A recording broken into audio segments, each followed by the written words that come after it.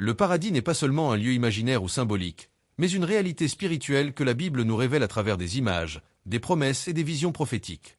Bien que nous ne puissions pas tout comprendre avec notre esprit limité, Dieu nous a donné assez de détails pour nous faire espérer et désirer ce lieu éternel. Le paradis, la demeure de Dieu et des rachetés. La Bible appelle aussi le paradis le ciel ou la Nouvelle Jérusalem. C'est l'endroit où Dieu vit et où ses enfants passeront l'éternité. Jésus dit en Jean 14h2. Il y a plusieurs demeures dans la maison de mon Père. Si cela n'était pas, je vous l'aurais dit. Je vais vous préparer une place. Cela signifie que le paradis est un lieu réel préparé spécialement pour ceux qui auront cru en Christ. Une vie sans souffrance ni mort. La promesse la plus forte concernant le paradis est la fin de toute douleur. Apocalypse 21h4. Il essuiera toute larme de leurs yeux, et la mort ne sera plus. Ici, la Bible insiste, dans le paradis, il n'y a plus de maladie, de guerre, d'injustice, ni de malédiction. Imagine un lieu où le mot « souffrir » n'existe plus. Pas de faim, pas de pauvreté, pas de séparation.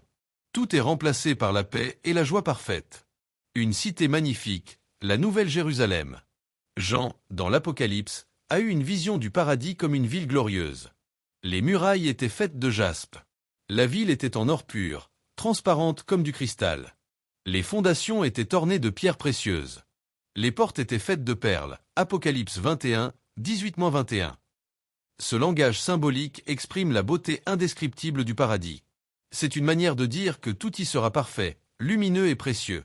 Rien ne peut être comparé à cette gloire sur la terre. La présence glorieuse de Dieu. Le paradis est avant tout la demeure de Dieu. Apocalypse 22, 3-4. Ses serviteurs le serviront et verront sa face. Sur terre, nul ne peut voir Dieu et vivre. Exode 33, 20. Mais au paradis, les croyants auront ce privilège unique, voir Dieu face à face, dans toute sa gloire. Ce sera la plus grande récompense, vivre dans une communion directe avec celui qui nous a créés et sauvés. Une joie et une paix éternelle. Le psalmiste dit, Psaume 16h11, devant ta face, il y a d'abondantes joies, à ta droite des délices éternelles. La joie du paradis ne dépendra pas des circonstances comme sur terre. Elle sera complète, pure et éternelle. Plus de tristesse, plus de regrets, mais une satisfaction totale dans la présence de Dieu. Un lieu de vie abondante. Jésus parle du paradis comme d'un endroit de vie abondante. Jean 10h10. Moi, je suis venu afin que les brebis aient la vie, et qu'elle l'ait en abondance. Dans Apocalypse 22, 1-2, Jean voit un fleuve d'eau vive et l'arbre de vie qui produit 12 fruits, chaque mois, et dont les feuilles servent à la guérison des nations. Le paradis est un lieu où la vie ne finit jamais, où tout est pur, fertile et restauré. La communion avec tous les saints. Au paradis, nous ne serons pas seuls. Matthieu 8h11. Jésus dit que beaucoup viendront d'Orient et d'Occident pour s'asseoir avec Abraham, Isaac et Jacob dans le royaume des cieux. Cela veut dire que le paradis sera un lieu de retrouvailles. Nous reconnaîtrons les patriarches, les prophètes, les apôtres et tous ceux qui ont cru en Christ. Nous serons entourés d'une grande famille spirituelle, sans haine ni division. Un lieu de gloire indescriptible. Paul dit en 1 Corinthiens 2h9. Ce sont des choses que l'œil n'a point vues, que l'oreille n'a point entendues, et qui ne sont point montées au cœur de l'homme, des choses que Dieu a préparées pour ceux qu'il aime. Autrement dit, le paradis dépasse même notre imagination. Si la terre a des paysages magnifiques, océans, montagnes, étoiles, combien plus le paradis, qui est façonné directement par Dieu pour l'éternité. Une vision imagée du paradis selon la Bible. Imagine l'entrée dans la cité éternelle. Tu arrives devant une cité immense, lumineuse, que l'œil humain n'a jamais contemplée. Ses murailles sont d'un éclat indescriptible, semblable à du cristal. Les portes, chacune formée d'une seule perle, sont grandes ouvertes, accueillant ceux qui ont lavé leurs robes dans le sang de l'agneau. Apocalypse 7h14. Au lieu de gardiens sévères, ce sont des anges rayonnants qui t'accueillent avec des chants de gloire, proclamant « Voici l'épouse de l'agneau, voici les rachetés du Seigneur ». Le fleuve et l'arbre de vie. En entrant dans la ville, tu entends un murmure doux comme une mélodie. C'est le fleuve d'eau vive, limpide comme du cristal, qui sort directement du trône de Dieu et de l'agneau. Apocalypse 22h1. De chaque côté du fleuve se trouve l'arbre de vie, immense, aux feuilles vertes brillantes et aux fruits abondants. Chaque mois, il donne un fruit nouveau, et ses feuilles portent la guérison éternelle. Ici, la faim, la maladie et la mort ne peuvent plus exister. Une lumière sans soleil. Tu lèves les yeux, mais tu ne vois ni soleil ni lune. Pourtant, tout brille, d'une clarté douce et parfaite. Pourquoi ? parce que la gloire de Dieu illumine la ville, et l'agneau, Jésus-Christ, en est la lampe. Apocalypse 21h23. Cette lumière ne blesse pas tes yeux, mais elle réchauffe ton âme. C'est une lumière qui n'a pas de coucher, qui ne s'éteint jamais, car ici il n'y a plus de nuit. Apocalypse 21h25. La présence glorieuse de Dieu. Au centre de la ville se trouve le trône. De ce trône jaillissent lumière, amour et puissance. Tous les peuples rachetés sont rassemblés, vêtus de robes blanches, avec des palmes dans leurs mains. Une immense louange s'élève. Saint, Saint, Saint est le Seigneur Dieu Tout-Puissant, celui qui était, qui est et qui vient. Et toi, au milieu de cette foule, tu vois enfin le visage de celui que tu as aimé sans l'avoir vu, une Pierre 1h08. Dieu lui-même essuie les larmes de tes yeux, et son regard t'inonde d'une paix éternelle. Une adoration sans fin. Dans le paradis, il n'y a ni ennui ni fatigue. L'adoration n'est pas une contrainte, mais une explosion de joie. Chaque note de musique est plus belle que toutes les symphonies terrestres réunies. Chaque voix est pure et parfaite, formant un chœur universel. Ce n'est pas seulement chanter, mais vivre en présence de Dieu, être transformé en un être de gloire. Une communion parfaite. Tu retrouves Abraham, Moïse, David, Ésaïe, Pierre, Paul, mais aussi des frères et sœurs venus de toutes nations, langues et peuples. Il n'y a plus de barrières, plus de couleur de peau, plus de différences sociales. Nous formons un seul peuple, une seule famille, unis pour l'éternité. L'amour règne en chacun. Personne n'est jaloux, personne n'est rejeté. La jalousie, l'orgueil et la haine ont disparu à jamais. Une gloire au-delà de l'imagination. Même les mots bibliques jaspe, or pur, pierre précieuse ne sont qu'un reflet limité. Paul disait, ce sont des choses que l'œil n'a point vues, que l'oreille n'a point entendues. 1 Corinthiens 2h9. Le paradis n'est pas seulement un lieu magnifique. C'est la perfection totale, où chaque désir de ton cœur trouve sa réponse en Dieu. Le paradis, la nouvelle création et la gloire des saints. One Point est la transformation de nos corps glorieux. La Bible enseigne que dans le paradis, nous n'aurons plus les mêmes corps fragiles que sur la terre. 1 Corinthiens 15, 42-44. Le corps est semé corruptible, il ressuscite incorruptible. Il est semé méprisable, il ressuscite glorieux. Il est semé infirme, il ressuscite plein de force. Cela signifie que plus de maladies, plus de vieillesse, plus de limites physiques. Nos corps seront semblables au corps glorieux de Jésus ressuscité. Philippiens 3h21. Imagine un corps qui ne connaît ni fatigue, ni douleur, ni mort. Un corps libre de toute faiblesse, resplendissant de lumière, immortel. 2. Le ciel et la nouvelle terre. Le paradis n'est pas seulement une ville céleste suspendue. La Bible parle aussi d'une nouvelle terre et de nouveaux cieux. Apocalypse 21h1. Je vis un nouveau ciel et une nouvelle terre, car le premier ciel et la première terre avaient disparu. Cela veut dire que Dieu va recréer un monde parfait, sans péché, sans pollution, sans corruption. Un monde pur, resplendissant, où les croyants régneront avec Christ. Imagine une nature sans la moindre imperfection, des mers claires comme du cristal, des forêts verdoyantes, des fleurs éternellement fraîches, des paysages sans fin, où tout respire la gloire de Dieu. 3. Que ferons-nous au paradis? Beaucoup pensent que le paradis sera une éternité d'ennui assis sur des nuages. Mais la Bible nous dit que la vie éternelle sera active et glorieuse.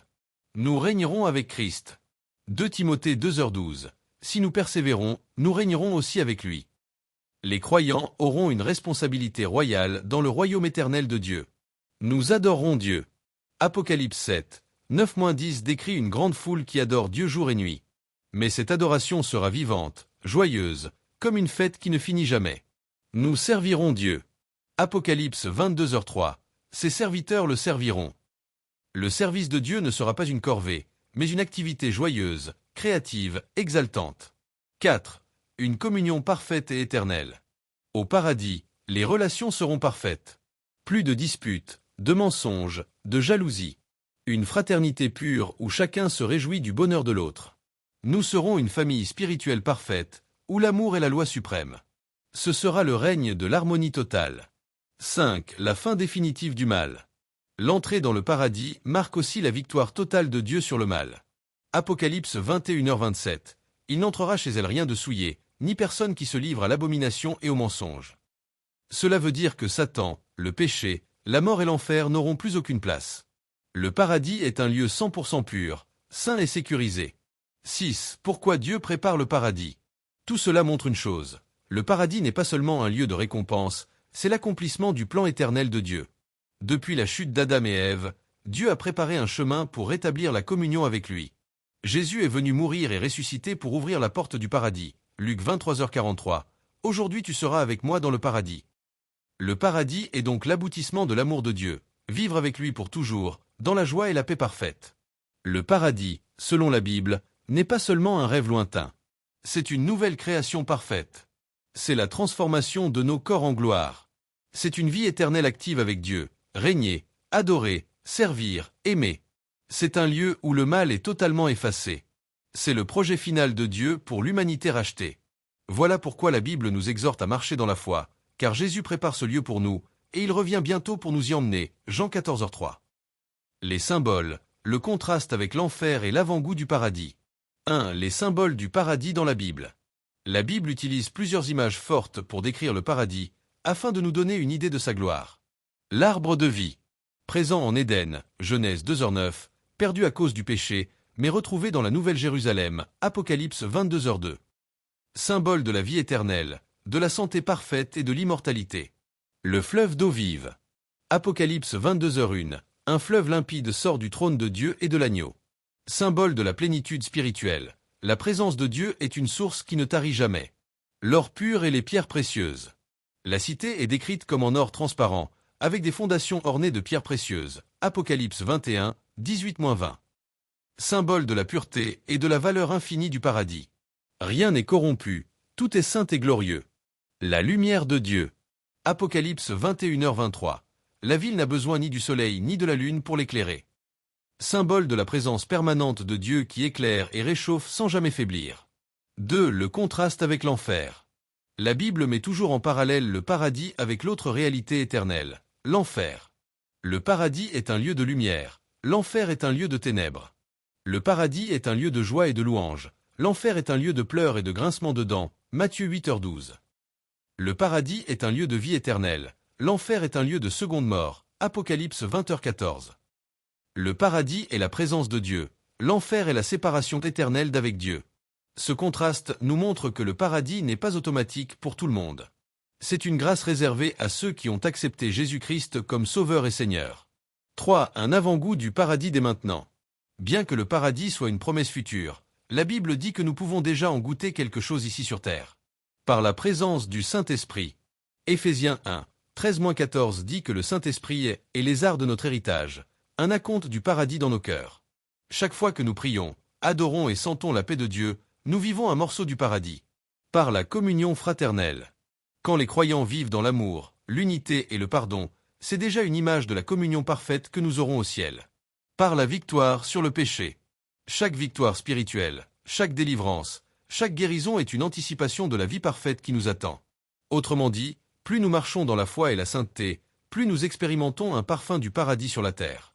4. L'appel à choisir le paradis. La Bible termine avec un appel pressant. Apocalypse 22h17. Que celui qui a soif vienne, que celui qui veut prenne de l'eau de la vie, gratuitement. Le paradis est offert à tous, mais il faut répondre à l'appel de Jésus. L'enfer est la conséquence du refus, le paradis est la récompense de l'accueil de la grâce. Le paradis n'est pas seulement une ville magnifique.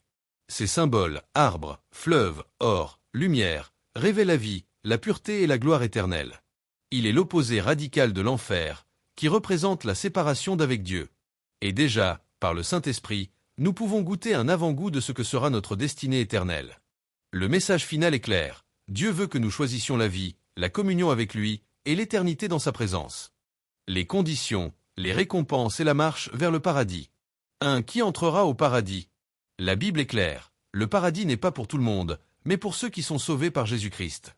Ceux qui croient en Jésus-Christ. Jean 14h6. Je suis le chemin, la vérité et la vie. Nul ne vient au Père que par moi.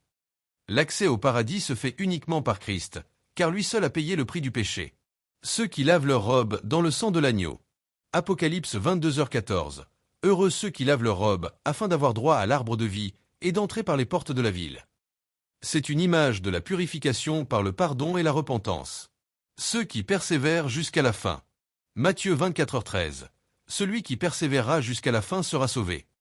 Ce ne sont pas seulement ceux qui commencent bien, mais ceux qui gardent la foi jusqu'à leur dernier souffle. 2. Les récompenses promises aux fidèles. La Bible parle de récompenses célestes, au-delà du salut.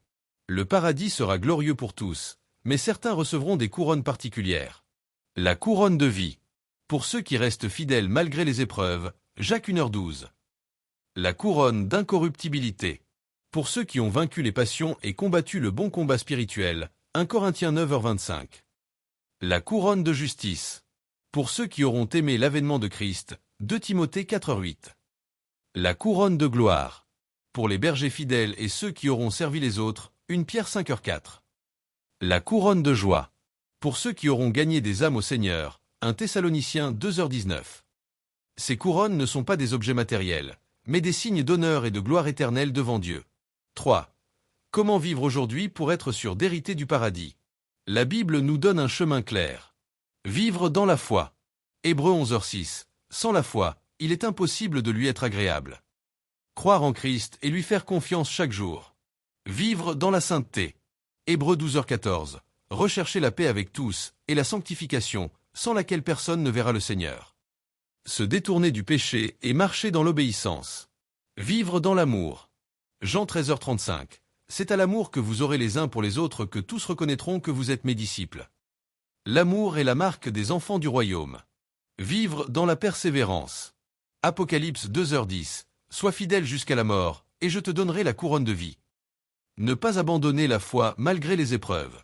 Le paradis est réservé à ceux qui acceptent Jésus comme Sauveur et Seigneur, persévèrent dans la foi et la sainteté, vivent dans l'amour et le pardon, attendent avec joie le retour de Christ. Là, ils recevront non seulement la vie éternelle, mais aussi des récompenses glorieuses, car Dieu n'est pas injuste pour oublier le travail et la fidélité de ses enfants. Hébreux 6h10. Le paradis n'est pas une légende, ni un simple rêve pour consoler l'humanité. C'est une réalité éternelle préparée par Dieu pour ses enfants. Selon la Bible, il est le lieu où toutes les larmes seront essuyées, le lieu où la mort et la souffrance n'existeront plus, une cité glorieuse, bâtie d'or pur et de pierres précieuses, une communion parfaite avec Dieu, où nous le verrons face à face, une joie éternelle qui dépasse toute imagination humaine. Mais c'est aussi un choix personnel. Jésus a dit « Je suis le chemin, la vérité et la vie. Nul ne vient au Père que par moi. » Jean 14h6. Le paradis n'est pas automatique. C'est un héritage réservé à ceux qui acceptent l'amour de Dieu en Jésus-Christ, qui persévèrent dans la foi et marchent dans la sainteté. Le paradis est l'ultime récompense, l'accomplissement du plan divin, la maison éternelle des rachetés. Et cette promesse est pour toi, pour moi, pour tous ceux qui croient. Alors, choisis la vie, choisis la foi, choisis Jésus-Christ. Car un jour, les portes de la Nouvelle Jérusalem s'ouvriront, et les rachetés entreront pour vivre dans une joie, une paix et une gloire qui ne finiront jamais. Apocalypse 22h20. Oui, je viens bientôt. Amen. Viens, Seigneur Jésus. Merci d'avoir suivi ce message. Si cette parole vous a béni, n'oubliez pas de vous abonner à la chaîne, de liker, de commenter et surtout de partager cette vidéo autour de vous pour que d'autres soient aussi édifiés. Que Dieu vous bénisse abondamment.